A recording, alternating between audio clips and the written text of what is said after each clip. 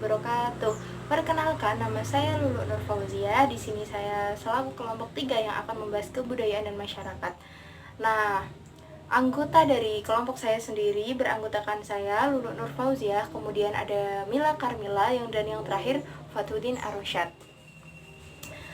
Di sini saya akan menjelaskan mengenai kebudayaan. Kebudayaan sendiri pasti bagi kebanyakan masyarakat mendefinisikan bahwa kebudayaan adalah kesenian. Padahal jika kita telisik secara mendalam, kebudayaan itu lebih dari itu, karena kebudayaan juga mencakup kepercayaan, moral, adat istiadat, kemudian kebiasaan dalam suatu masyarakat. Sementara definisi dari budaya sendiri adalah suatu hal kompleks yang mencakup pengetahuan, kepercayaan, kesenian, moral, hukum, adat istiadat, dan lain kemampuan serta kebiasaan yang didapat oleh manusia sebagai anggota masyarakat. Nah, dari pengertian ini sendiri kita sudah tahu bahwa kebudayaan itu bukan hanya kesenian loh. Maksudnya itu kebudayaan itu jika ditelisik secara mendalam itu banyak sekali cabang-cabangnya. Nah, penggolongan dari kebudayaan itu sendiri ada superkultur. Superkultur itu ibarat induk dari semua budaya. Jadi superkultur itu mencakup semua budaya yang bisa diterima oleh banyak masyarakat. Kemudian ada kultur, subkultur, dan counterkultur. Subkultur itu budaya yang dimiliki oleh suatu daerah atau wilayah, namun tidak bertentangan dan tidak dipandang negatif oleh daerah-daerah lainnya atau masyarakat yang berbeda dari budaya tersebut. Kemudian ada counterculture. Nah, counterculture ini budaya yang dianggap berseberangan dengan superkultur, kultur, dan subkultur. Jadi ini dianggap negatif, tetapi sebenarnya ya nggak negatif juga, karena setiap budaya itu mempunyai filosofinya sendiri kenapa budaya itu pasti ada. Contohnya itu budaya kebiasaan itu seperti anak muda jika lewat di depan orang yang lebih tua itu membungkuk, kemudian bersalaman.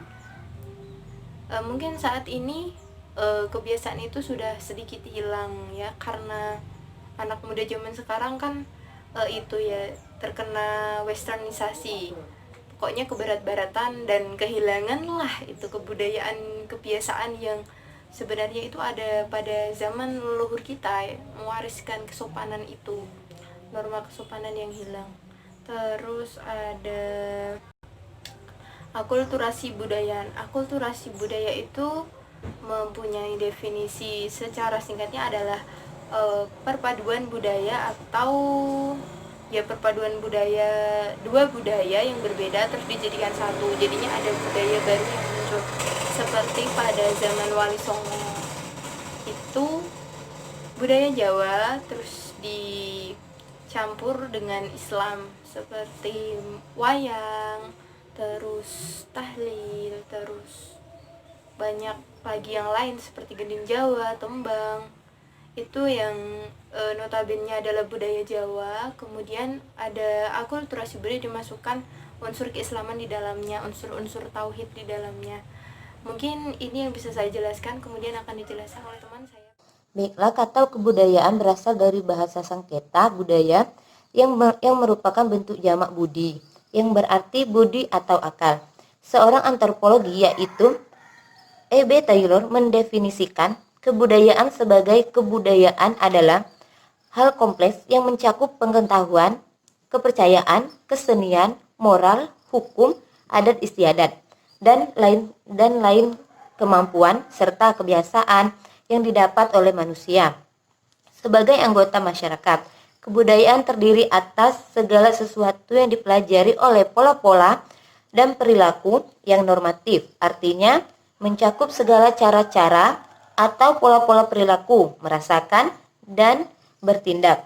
Bronislaw Malinowski, seseorang antropolog, menyebut unsur-unsur pokok kebudayaan sebagai berikut. Yang pertama, sistem norma yang menginginkan kerjasama antara para anggota masyarakat di dalam upaya menguasai alam sekaligus. Yang kedua, organisasi ekonomi. Yang ketiga, alat-alat atau lembaga petugas pendidikan.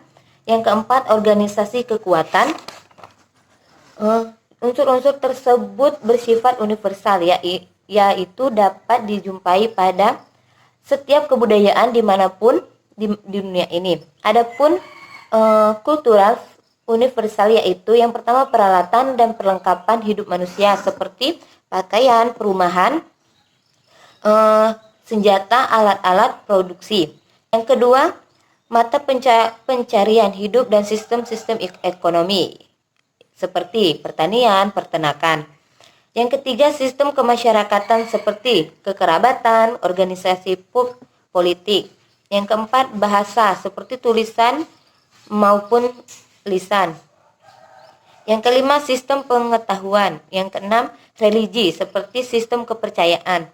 Adapun unsur-unsur normatif yang merupakan bagian dari kebudayaan sebagai berikut. Yang pertama, unsur-unsur yang menyangkut penilaian, misalnya apa yang baik dan apa yang buruk.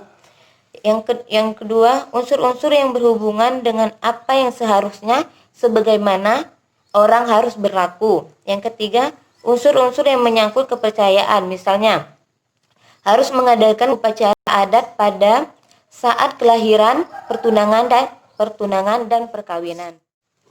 Setiap masyarakat mempunyai kebudayaan saling berbeda satu sama lain. Namun setiap kebudayaan mempunyai sifat yang hakikat yang berlaku umum bagi semua kebudayaan dimanapun juga. Sifat hakikat kebudayaan sebagai berikut. Yang pertama, kebudayaan terwujud dan tersalurkan lewat perilaku manusia. Yang kedua, kebudayaan telah ada terlebih dahulu. Yang ketiga, kebudayaan diperlukan oleh manusia dan diwujudkan dalam tingkah lakunya. Yang keempat, kebudayaan mencakup aturan yang berisikan kewajiban, tindakan yang diterima dan ditolak, tindakan yang dilarang dan tindakan yang diizinkan. Dalam menelaah pengaruh kebudayaan terhadap kepribadian sebaiknya dibatasi pada bagian kebudayaan yang secara langsung mempengaruhi kepribadian dengan istilah kebudayaan khusus sebagai berikut. Yang pertama itu kebudayaan khusus atas dasar faktor kedaerahan. Yang kedua, cara hidup di kota dan di desa. Yang ketiga, kebudayaan khusus kelas sosial. Yang keempat, kebudayaan khusus atas dasar agama. Yang kelima, kebudayaan berdasarkan profesi. Ada 5 masalah pokok dalam kehidupan manusia. Yang pertama itu masalah mengenai hakikat dari hidup manusia. Yang kedua, masalah mengenai hakikat dari karya manusia. Yang ketiga, masalah mengenai hakikat dari kedudukan manusia dalam ruang waktu. Yang kelima, masalah mengenai hakikat dari hubungan manusia dengan sesamanya. Baiklah, penjelasan yang selanjutnya yang akan dijelaskan oleh teman saya. Baik, di sini saya akan sedikit memaparkan atau melengkapinya saja terkait dengan masalah sosial, kebudayaan, dan masyarakat. Masalah sosial adalah masalah yang dilihat sebagai hasil dan akibat dari adanya proses perubahan sosial dan perubahan budaya. Menurut A.A. Wijaya, perubahan sosial dan perubahan budaya ini adalah proses-proses yang secara tetap atau terus-menerus dialami oleh manusia, baik itu cepat ataupun lambat. Setiap masalah sosial yang dialami manusia itu mempunyai masalah yang berbeda-beda. Namun, secara garis besarnya, masalah sosial yang dialami manusia itu dapat disebabkan oleh yang pertama adalah tingkat perkembangan kebudayaan dan masyarakatnya sendiri, sifat kependudukannya, dan yang terakhir adalah oleh keadaan lingkungan hidup masyarakat tersebut. Yang membedakan masalah-masalah sosial dengan masalah lainnya adalah bahwa masalah sosial itu selalu ada kaitannya dengan hubungan manusia. dengan konteks normatif di mana hubungan manusia itu terjalin atau terwujud. Kemudian masuk dalam kebudayaan. Kebudayaan dilihat sebagai keseluruhan pengetahuan manusia sebagai makhluk sosial yang digunakan untuk memahami dan menginterpretasikan lingkungan dan pengalamannya, serta menjadi landasan terwujudnya tingkah laku. Maksudnya dalam hal ini kebudayaan itu menjadi mekanisme kontrol atau suatu kontrol dari kelakuan dan tindakan sosial manusia, atau bisa disebut sebagai pola-pola kelakuan. Kemudian masuk dalam ilmu sosial, karena masalah sosial itu juga termasuk ilmu sosial. Dalam ilmu sosial juga terdapat keanekaragaman atau ilmu-ilmu yang mempelajari bagaimana cara kita atau cara pandang kita melihat masyarakat yang sebenarnya atau unsur-unsur masyarakat yang lebih mendalam. Masyarakat dapat dilihat menurut